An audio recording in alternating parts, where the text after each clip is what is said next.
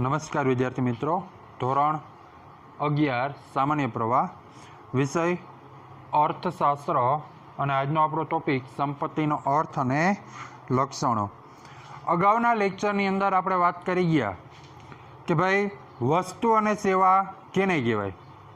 અગાઉના લેક્ચરની અંદર આપણે વસ્તુ અને સેવા કોને કહેવાય, વસ્તુના પ્રકાર, જુદા જુદા ઘણા બધા વસ્તુના પ્રકાર પડે એ આપણે અગાઉના લેક્ચરની અંદર ભણી ગયા કે ભાઈ ભૌતિક વસ્તુ, અભૌતિક વસ્તુ, ખાનગી જાહેર, વપરાશી વસ્તુ, ઉત્પાદક વસ્તુ, નાશવંત વસ્તુ, ટકાઉ વસ્તુ, આવા જુદા જુદા વસ્તુના પ્રકાર પડે આપણે અગાઉના લેક્ચરની અંદર ભણી ગયા કે ભાઈ જે રીતે આપણે વસ્તુ છે આપણે જીવનની અંદર રોજિંદા વ્યવહારની અંદર અસંખ્ય વસ્તુનો વપરાશ આપણે જીવનની અંદર વપરાશ કરતા હોય, તો જે વપરાશ આપણે કરીએ છીએ એ વપરાશ એ વસ્તુઓ છે એના અલગ અલગ જે 5 પ્રકાર પડે એ આપણે અગાઉના લેક્ચરની અંદર સંપૂર્ણ અભ્યાસ કરી ગયા. હાલના તબક્કે આજના લેક્ચરની અંદર આપણે સંપત્તિનો અર્થ અને લક્ષણો જોઈશું.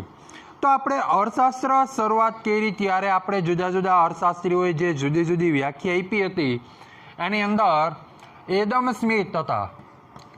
એડમ સ્મિથે અર્થશાસ્ત્રને સંપત્તિનું શાસ્ત્ર ગણાવ્યું છે. અર્થશાસ્ત્રને સંપત્તિનું શાસ્ત્ર કહ્યું છે. શું કહે કે ભાઈ આપણે અગાઉના પહેલા લેક્ચરની અંદર એ પણ આપણે વાત કરી કે એડમ સ્મિથ, માર્શલ રોબિન્સ વગેરે જુદા જુદા અર્થશાસ્ત્રીઓ જે છે એને પોતપોતાના અર્થશાસ્ત્રની અંદર પોતાના વિભાગ, પોતાના જે કંઈ રજૂઆત છે એ કરી છે, પોતાના જે અનુભવો હોય એ કીધા છે. તો એની અંદર એડમ સ્મિથે અર્થશાસ્ત્રને સંપત્તિનું શાસ્ત્ર કીધું છે. સંપત્તિ, તો એડમ સ્મિથે સંપત્તિને વધારે મહત્વ આપ્યું કે ભાઈ માણસના જીવનની અંદર સંપત્તિ હોવી જોઈએ તો જ એ વ્યવસ્થિત રીતે સારું અને ગુણવત્તાયુક્ત જીવન જીવી શકે. નતર સંપત્તિ વગર કોઈ પણ માણસ એ વ્યવસ્થિત સારું જીવન છે એ જીવવામાં એને મુશ્કેલી પડે. એટલા માટે એણે સંપત્તિનું શાસ્ત્ર કીધું અને ત્યારથી સંપત્તિ છે એ અર્થશાસ્ત્રની અંદર એક ભાગ બની જાય અને તમામ અર્થશાસ્ત્રીઓએ આ બાબત ઉપર પોતાનું ધ્યાન કેન્દ્રિત કીધું અને વ્યવસ્થિત રીતે સારી રીતે વિચાર રજૂ કરી અને પોતાનો ખ્યાલ આપેલો છે. ત્યાર પછી માર્શલે વ્યવસ્થિત વ્યાખ્યા આપી છે. માર્શલે, કોણે? આલ્ફ્રેડ માર્શલે શું કીધું કે જે વસ્તુ, સમજો સંપત્તિ કેને કહેવાય કે જે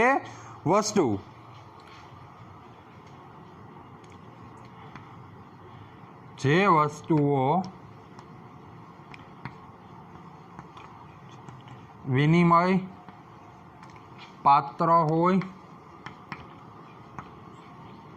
ઉપયોગી હોય,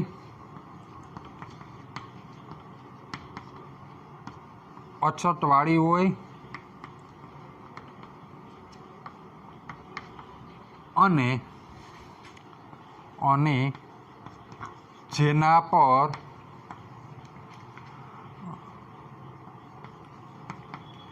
વ્યક્તિગત અંકુશ મૂકી શકાય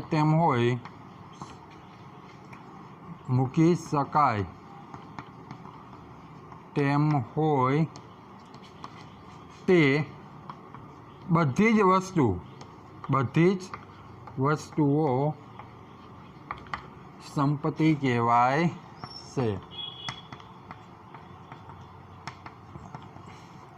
આ વ્યાખ્યા છે એ વ્યવસ્થિત રીતે શીખી લ્યો તો આ વ્યાખ્યાના આધારે આપણે વ્યાખ્યા તો આવડી જાય, સાથે સાથે એના જે 5 લક્ષણો છે, 4 કે 5, એ લક્ષણો પણ આપણે આના વ્યાખ્યાના આધારે આવડી જાય. સંપત્તિ કેને કહેવાય?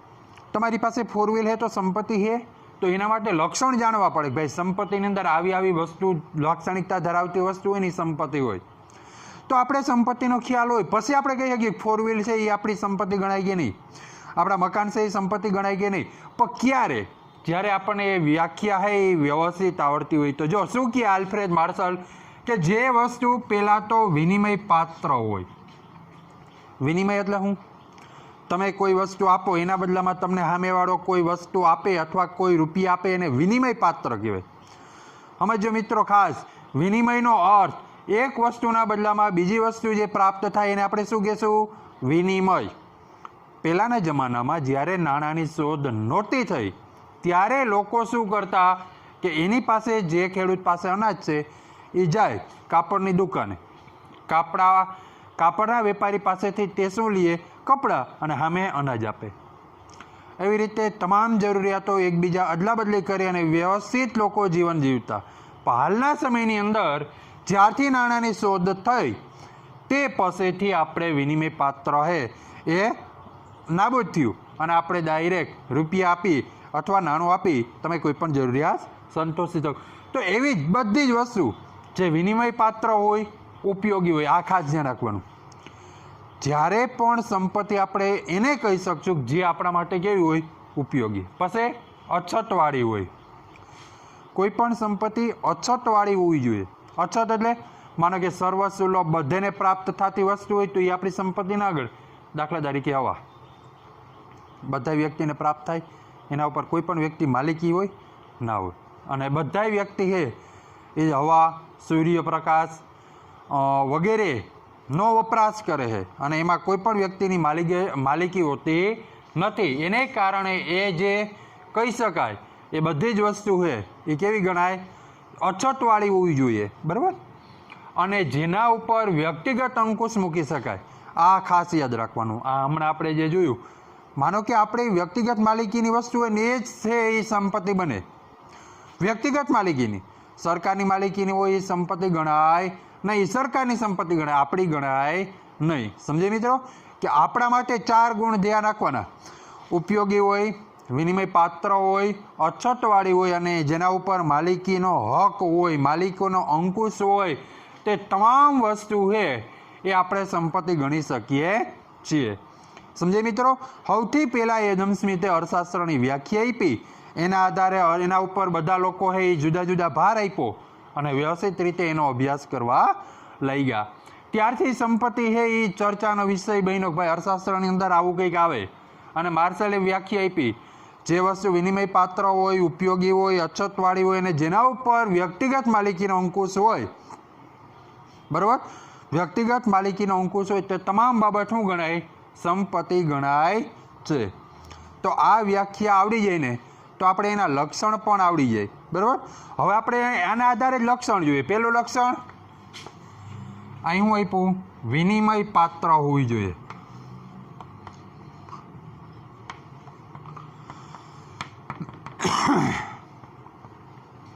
પહેલે જ ખાસ યાદ રાખવાનું, સંપત્તિ આપણે એને ગણી શકીએ કે જેનો વિનિમય થઈ શકે. વિનિમય એટલે અદલા બદલી. માનો કે સોનું છે તો તમને જ્યારે એવું લાગે ત્યારે તમે સોનું વેચી શકો, એના રૂપિયા તમને મળે.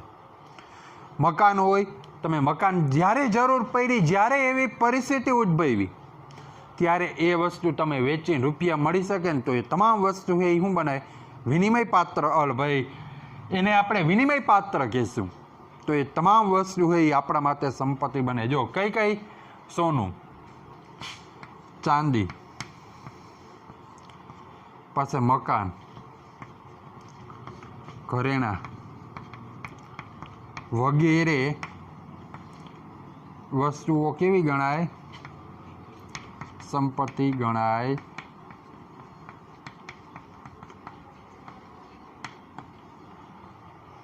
સમજે મિત્રો? હા, બીજી વસ્તુ છે કે જે વસ્તુ વિનિમય થઈ જાય, આપણી પાસે જે સંપત્તિ છે, તમારી પાસે એવી તમામ વસ્તુ જે તમે છે ને બીજાને આપી શકો એવી વસ્તુ એની સંપત્તિ ગણાય. પછી તમારી પાસે મકાન હોય, જમીન હોય, કોઈ 4 વ્હીલ હોય, અથવા તમે કોઈ બિલ્ડર હો તો તમે જે બિલ્ડિંગ બનાવવું તમે કોકને આપી શકો ને, અને તમે એ આપી અને તમે એનું નાણું રોકડમાં રૂપાંતર કરી શકો. એટલે જે વસ્તુ વિનિમય પાત્ર હોય ને એ સંપત્તિ ગણાય. બીજું ઉપયોગી હોય. ઉપયોગી હોય, ખાલી વિનિમય નહીં, ઉપયોગી હોવી જોઈએ. એવી તમામ વસ્તુ સંપત્તિ એને ગણાય જે ઉપયોગી થવી જોઈએ. સમજાય? ઉપયોગી એટલે જે વસ્તુમાંથી માનવીને સંતોષ પ્રાપ્ત થાય ને એ તમામ વસ્તુઓ છે એને આપણે ઉપયોગી ગણાય. માનો કે ખોરાક, તો ખોરાક ખાધો તો આપણે ઉપયોગી થયો ને. ખાલી આ ઉપયોગીની વાત છે, ખોરાક સંપત્તિમાં ના આવે. પાછું આપણે ઉપયોગ કેને કહેવાય કે જે વસ્તુમાંથી વ્યક્તિને કોઈ પણ જાતનો સંતોષ પ્રાપ્ત થાય એ વસ્તુ છે એ શું ગણાય? ઉપયોગી. તો એવી તમામ સંપત્તિ, એવી તમામ વસ્તુઓ જે માણસ માટે ઉપયોગી હોય ને એ સંપત્તિની અંદર આવે. બીજી વસ્તુ છે કે આપણે જે વસ્તુનો વપરાશ કરવા માટે વાપરીએ છીએ, જેને વાપરવાથી આપણને આનંદ પ્રાપ્ત થાય છે, એ તમામ વસ્તુ ઉપયોગી ગણાય છે. એટલે અમુક બિનઉપયોગી વસ્તુ હોય તો એ સંપત્તિમાં ના આવે, ઉપયોગી વસ્તુ હોવી જોઈએ. આપણે શું જોઈએ સંપત્તિના લક્ષણ? તો વ્યાખ્યાના આધારે છે વિનિમય પાત્ર હોવી જોઈએ. તો પહેલું લખ્યું વિનિમય પાત્ર. બીજું ઉપયોગી. તો સંપત્તિ આપણે એને ગણી શકશું કે જે ઉપયોગી હોય, જે દરેક વ્યક્તિના ઉપયોગમાં આવતી હોય એને શું ગણાય? ઉપયોગી. તો એ સંપત્તિ ગણાય. પછી શું છે? અછતવાળી હોવી જોઈએ.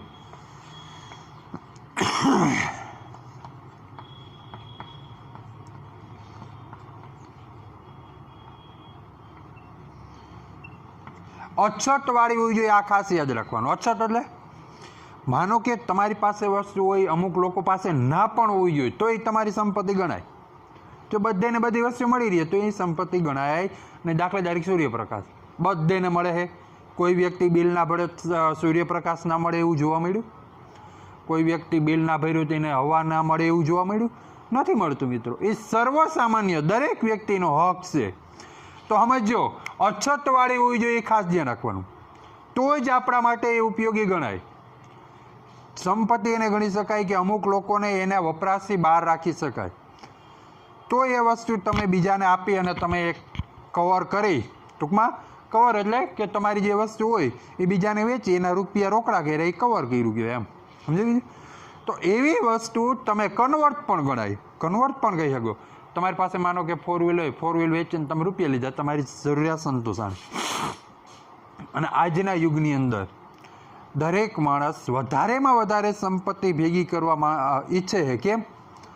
લોકો સંપત્તિ વધુ ભેગી કરવા કેમ ઈચ્છે છે? જો સમજો, સંપત્તિ મેળવવા ઈચ્છે છે. સંપત્તિ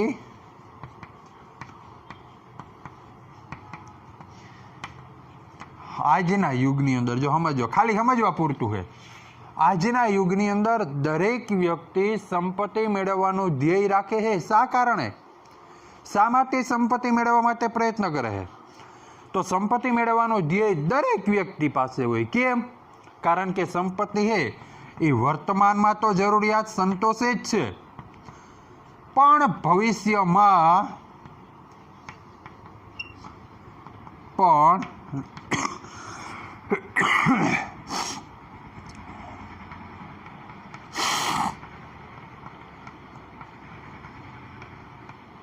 જો શું કહે, માનો કે તમારી પાસે જમીન હોય તો તમે જમીન ખેડી એની અંદર ઉત્પન્ન કરી એ વેચી તમારી રોજીરોટી હાલે.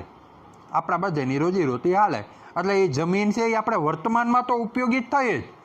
પણ માનો કે તમને ભવિષ્યની અંદર કંઈક વસ્તુ લેવાની ઈચ્છા છે, બીજી કંઈક વસ્તુ બનાવવાની ઈચ્છા છે, તો સંપત્તિ તમે જે જમીન છે એ વેચી અને તમે જે રૂપિયા આવ્યા એમાં તમારી જે ઈચ્છા હોય તમે હે એ નવો પ્લાન, નવો ઉદ્યોગ, કોઈ પણ વસ્તુ હોય તમે સ્થાપી શકો અથવા ઉદ્યોગ બનાવી શકો. સમજે મિત્રો? કે સંપત્તિ મેળવવાનું ધ્યેય લોકોનું એટલા માટે છે કે વર્તમાનની જરૂરિયાત તો સંતોષાય જ છે સંપત્તિથી, પણ ભવિષ્યમાં કોઈ આકસ્મિક ઘટના ઘટી, કોઈ જરૂરિયાત ઊભી થઈ, તો પણ તમે એ સંપત્તિ વેચી, વિનિમય પાત્ર હોય ને જો આવ્યું, એ સંપત્તિ વેચી અને તમે જરૂરિયાત સંતોષી શકો. એટલા માટે છે એ સંપત્તિ મેળવવાનું ધ્યેય છે. આપણો મુખ્ય ટોપિક સંપત્તિના લક્ષણો. પહેલું વિનિમય પાત્ર હોવી જોઈએ, બીજું ઉપયોગી હોય, ત્રીજું અછતવાળી હોય, અને ચોથો વ્યક્તિગત માલિકીની હોય. વ્યક્તિગત માલિકીની હોય. વ્યક્તિગત માલિકીની આપણે સંપત્તિને ગણી શકાય કોઈ વ્યક્તિ વ્યક્તિગત માલિક હોય. દાખલા તરીકે જમીન.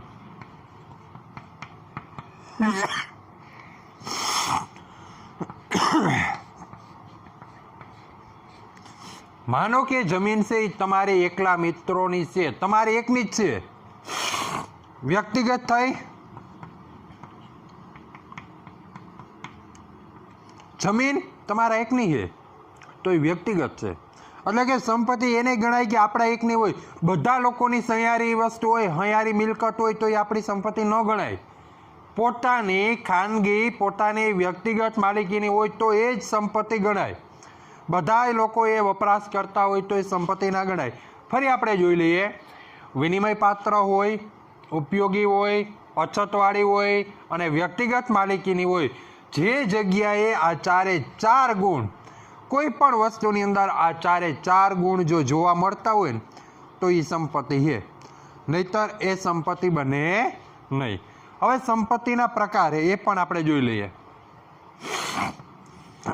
સંપત્તિની અંદર જુદા જુદા પ્રકાર આપેલા છે.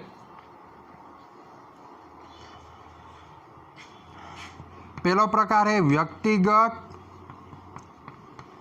અને સામાજિક સંપત્તિ.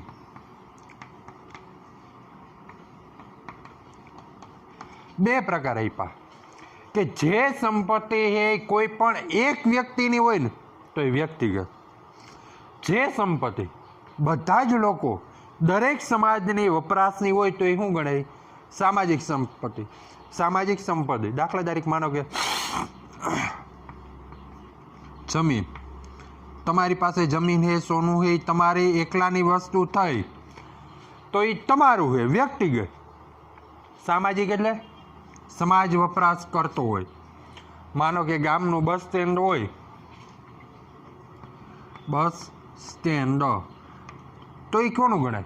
આપણું છે ના, દરેક લોકો વપરાશ કરી શકે એટલે એ શું ગણાય? સામાજિક.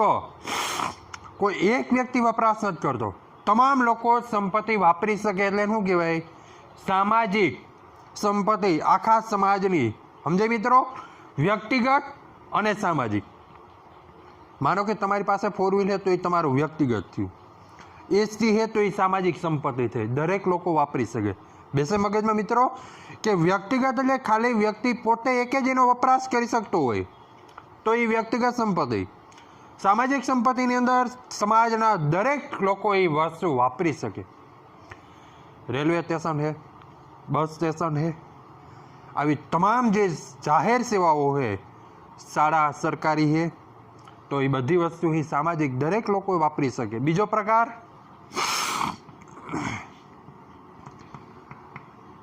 રાષ્ટ્રીય સંપત્તિ અને આંતરરાષ્ટ્રીય સંપત્તિ. આંતરરાષ્ટ્રીય સંપત્તિ. તો રાષ્ટ્રીય સંપત્તિની અંદર શું જોવા મળે? આપણા દેશની અંદર આવેલી તમામ વસ્તુ છે એ રાષ્ટ્રીય સંપત્તિ ગણાય. માનો કે ભારત દેશ છે તો ભારતની ચારે દિશામાં જે બોર્ડરની અંદર તમામ વસ્તુ આવેલી હોય એ તમામ વસ્તુ શું ગણાય? ભારતની સંપત્તિ. ભારતની અંદર જુદી જુદી નદીઓ, પહાડ, ખીણ, ખનિજ ક્ષેત્ર, તમામ વસ્તુ ભારતના સીમાડાની અંદર હોય ને એ આપણી ખાનગી એટલે રાષ્ટ્રીય, આપણા દેશની. એ રીતે પાકિસ્તાન છે તો એની જે સરહદમાં આવેલું એ પાકિસ્તાની સંપત્તિ ગણાય. અમેરિકાની જે ભૌગોલિક વિસ્તાર છે એની અંદર જે સંપત્તિ આવી અમેરિકાની ગણાય. તો જે તે દેશના ભૌગોલિક વિસ્તારની અંદર જે સંપત્તિ આવી શું ગણાય? રાષ્ટ્રીય. આંતરરાષ્ટ્રીય એટલે દેશના સીમાડાની બહાર પણ બધા લોકો વપરાશ કરી શકે. માનો કે દેશના સીમાડાની બહાર કોઈ દરિયો આવેલો હોય, બરાબર, તો એવો બધા દેશની અંદર આવેલો હોય એટલે એ શું ગણાય? આંતરરાષ્ટ્રીય. ટૂંકમાં દેશની સીમાડાની અંદર હોય આપણી અને દેશની સીમાડા બહાર બધા લોકો વપરાશ કરી શકતા હોય, બધા દેશના નાગરિકો એવી વસ્તુ જે વપરાશ કરી શકતા હોય તો એને આંતરરાષ્ટ્રીય સંપત્તિ ગણાય છે. તો બસ મિત્રો, આજના ટોપિકની અંદર આપણે ખાલી સંપત્તિનો અર્થ, એના લક્ષણ અને એના પ્રકાર, આ એના પ્રકારો હતા. શું હતું? સંપત્તિના પ્રકારો મુખ્ય 2, વ્યક્તિગત સામાજિક અને બીજું રાષ્ટ્રીય આંતરરાષ્ટ્રીય. તો બસ અહીંયા સુધી રાખીએ. આગલા લેક્ચરની અંદર નવા ટોપિક સાથે મળશું. ત્યાં સુધી આવજો.